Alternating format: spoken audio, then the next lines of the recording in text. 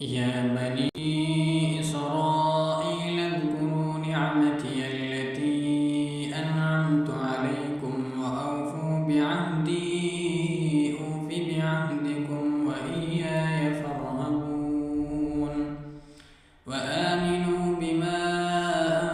أنزلت مصدقا لما معكم ولا تكونوا أول كافر به ولا تشتروا بآياتي ثمنا قليلا وإياي فاتقون ولا تلبسوا الحق بالباطل وتكتموا الحق وأنتم تعلمون وأقيموا الصلاة وآتوا الزكاة واركعوا مع الراكعين أتأمرون الناس بالبر وتنسون أنفسكم وأنتم تتلون الكتاب أفلا تعقلون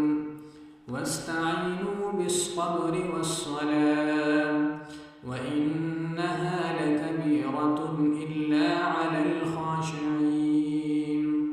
الذين يظنون أنهم ملاقو ربهم وأنهم إليه راجعون يا بني إسرائيل اذكروا نعمتي التي أنعمت عليكم وأني فضلتكم على العالمين واتقوا يوما لا تجزي نفس عن نفس شيئا ولا يقبل منها شفاعة ولا يؤخذ منها